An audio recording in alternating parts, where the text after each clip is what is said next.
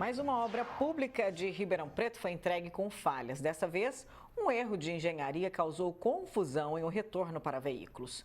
E especialistas questionam a qualidade dos trabalhos e apontam a necessidade da fiscalização funcionar. O palco mais recente de confusão no trânsito é o cruzamento da rua Capitão Salomão com a Frei Santo, na pista sentido centro-bairro, zona norte de Ribeirão. O local passou por obras de mobilidade, mas foi entregue com um erro grotesco.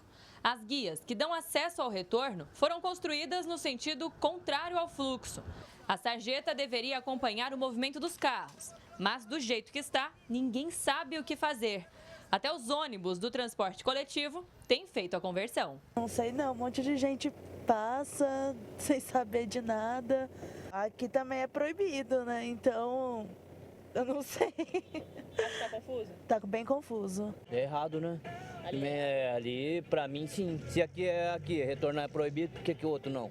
Aqui não pode, tem que ser lá mais na frente, aqui não pode fazer conversão. Aqui no local foram instalados cavaletes proibindo a conversão. Só que esses equipamentos já foram afastados e os veículos continuam passando pelo retorno. Também não existe placa que impeça o veículo de acessar o dispositivo. Nisso, muita gente fica na dúvida do que pode ou não fazer e acaba manobrando em cima da hora, o que coloca em risco todo o trânsito desse trecho. Você verifica que o raio de curva que tem ali, ele não favorece você fazer o retorno. Então ele induz o motorista a achar que não faz sentido o retorno ali, porque o raio de curva é totalmente desfavorável, está no sentido oposto. Então ele segue, né, na avenida para tentar achar um retorno lá na frente, mas aí o próximo também não pode, ele tem que ir muito para frente. Então o que houve aqui foi um erro de projeto, precisa verificar, ou um erro de execução do projeto, porque o raio da curva ele está desfavorável, ele está oposto, ele tende a jogar você no outro sentido.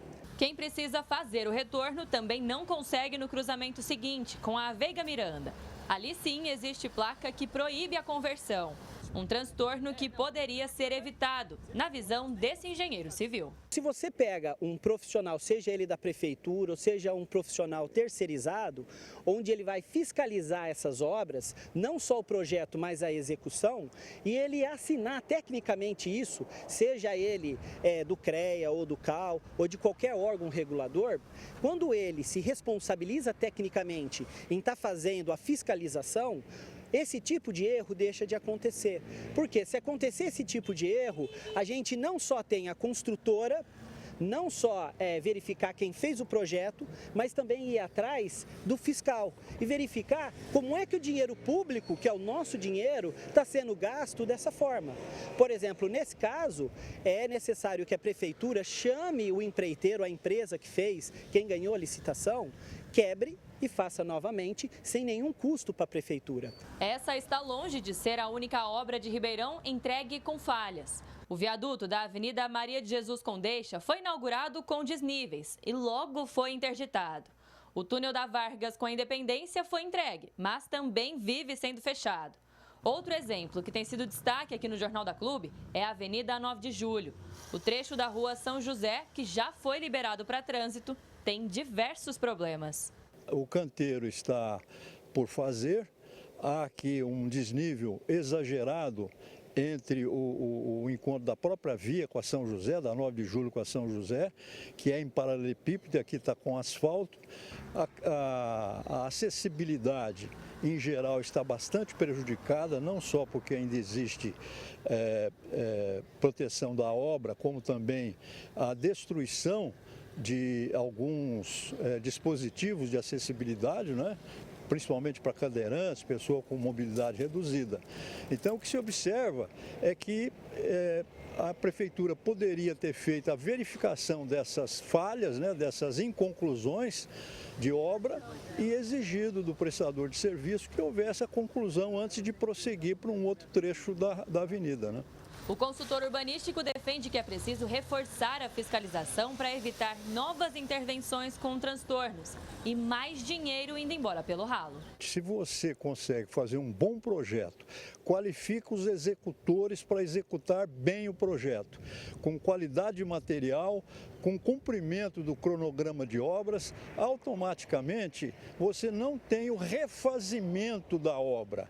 E o refazimento da obra, em qualquer situação, é sempre um prejuízo muito grande, não só econômico, financeiro, porque custa mais caro, como também o remendo, o refazimento nem sempre fica nas condições adequadas, além do desconforto para todo mundo. Então é o prejuízo para as lojas na região, que tem que ter mais um tempo de obra. Então, tempo de obra para fazer, tempo de obra para vir quebrar o que foi feito, tempo de obra para vir e fazer novamente. Então, tudo isso daí aumenta o prejuízo, porque você causa congestionamento, causa transtorno, aumenta o risco de acidente e tudo isso é ruim para todos nós. Então, você tem um tempo de obra muito mais estendido, que não é bom, e você tem mais gastos com dinheiro público. Alice Carvalho para o Jornal da Clube. A RPMob informou que enviou uma equipe ao local e constatou a necessidade de bloquear o retorno citado na reportagem. Foram instaladas placas, mudando o sentido da conversão, então agora o retorno é para quem está na pista sentido bairro Centro.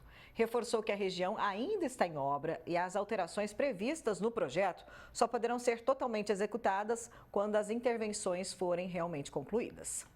E para falar mais sobre esse assunto, recebemos no canal digital da Clube Ademar Padrão, ele que é advogado. Doutor, muito boa tarde ao senhor. São tantas intervenções problemáticas que acabam afetando todo o andamento da cidade, principalmente quando o assunto é trânsito, né? Falta aí um planejamento mais adequado nesse sentido? Boa tarde, Ximene. Boa tarde a todos que assistem e acompanham o Jornal da Clube no dia de hoje, sexta-feira. Veja, fica um tanto difícil até de comentar, porque os especialistas da área de construção civil deixaram muito bem pontuado a questão.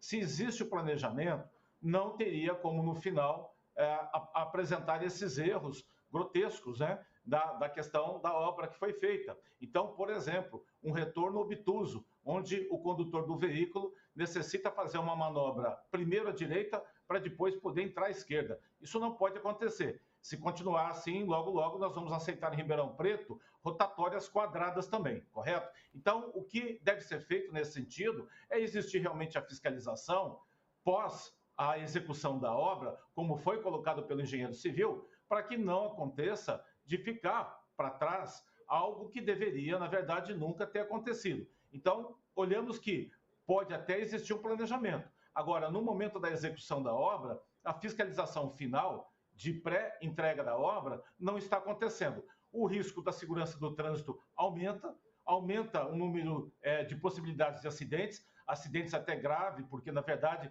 falamos de ligações e avenidas. Então, o que estamos assistindo é uma desídia da parte da administração em relação à conclusão de obra. E, muitas vezes, nem o próprio executor da obra, nem a própria empresa que está executando é a responsável. Muitas vezes, isso nem foi contemplado no plano executivo. Então, é um erro, sim, de gestão e de fiscalização, nesse momento mais voltado à obra do que necessariamente a questão do trânsito. O doutor, ali na Capitão Salomão, é tanta confusão que a chance de um acidente acontecer acaba ficando enorme, né? Entregar a obra com sinalização adequada é indispensável.